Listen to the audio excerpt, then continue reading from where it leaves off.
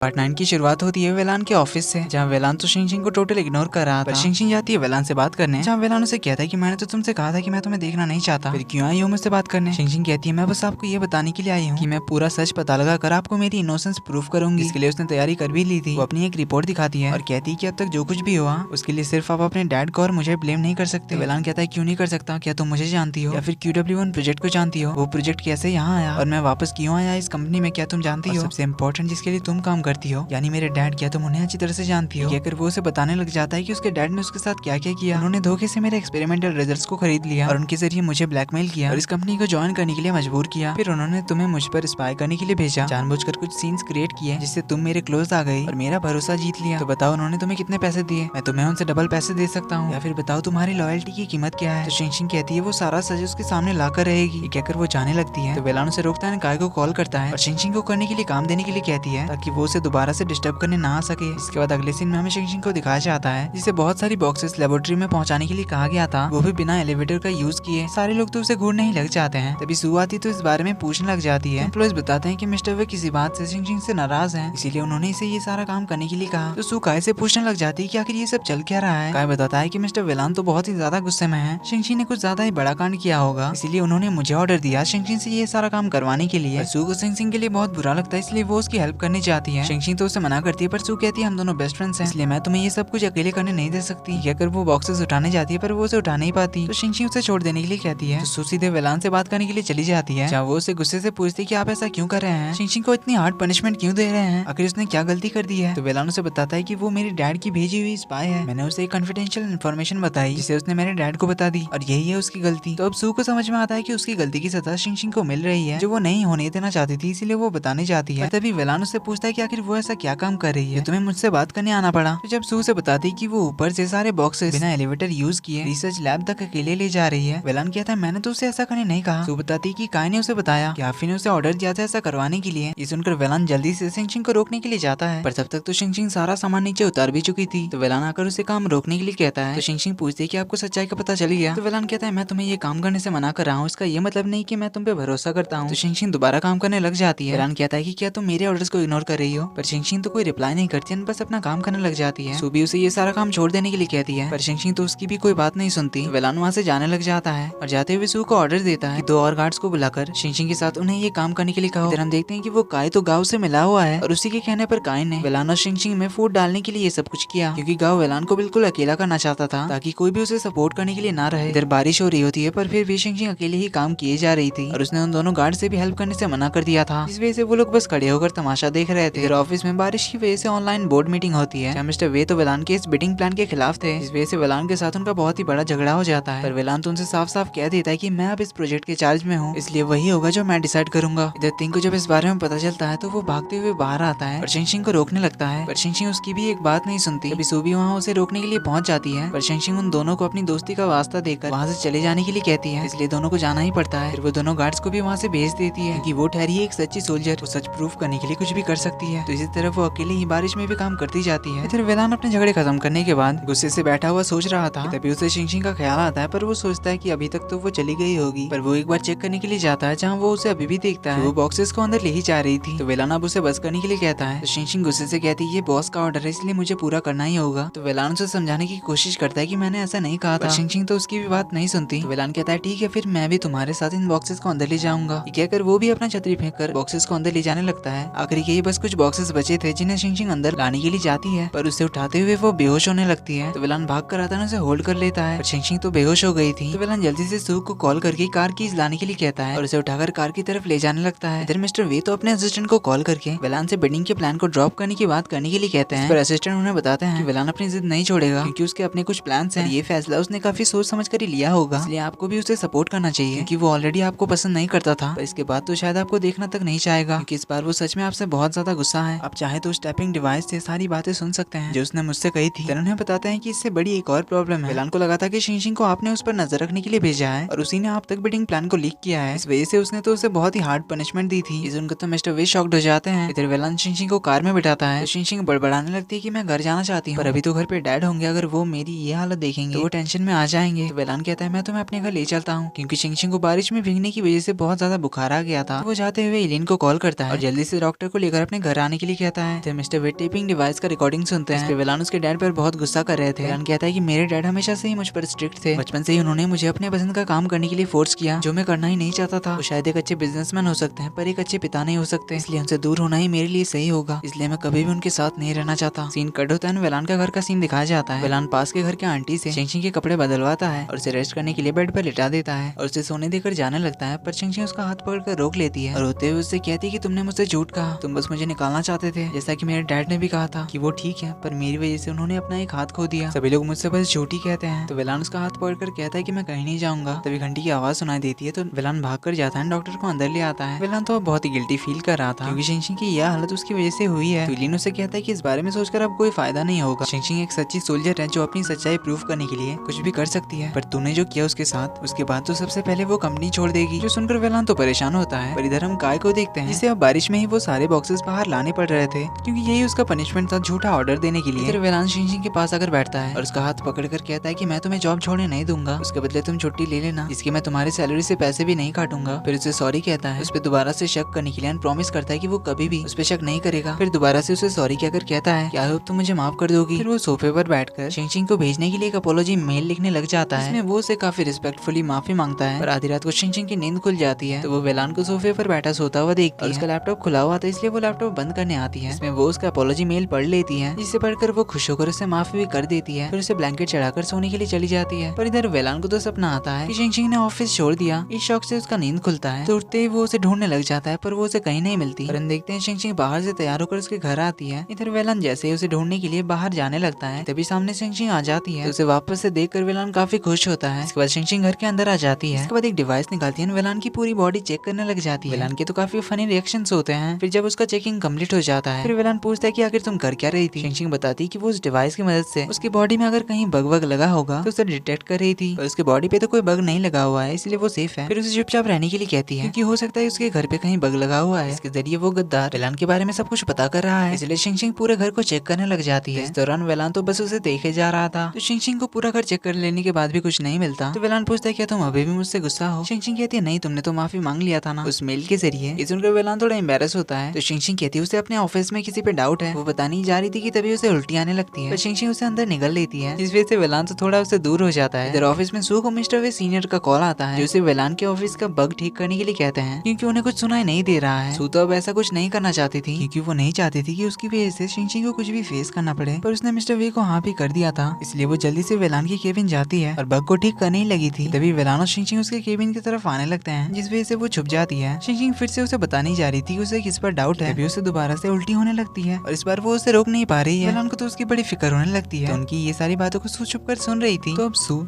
शिंगशिंग की इस वॉमिटिंग वाली बात को इस तरह बतंगड़ बनाएगी या फिर पकड़ी जाएगी, देखेंगे हम अगले पार्ट में। तब तक के लिए ये वीडियो पसंद आई तो वीडियो को लाइक कर देना। चैनल पे पहली बार आए हो तो do subscribe and hit the bell icon. मिलते हैं आपसे अगले पार्ट में, तब तक के लिए take care and bye bye.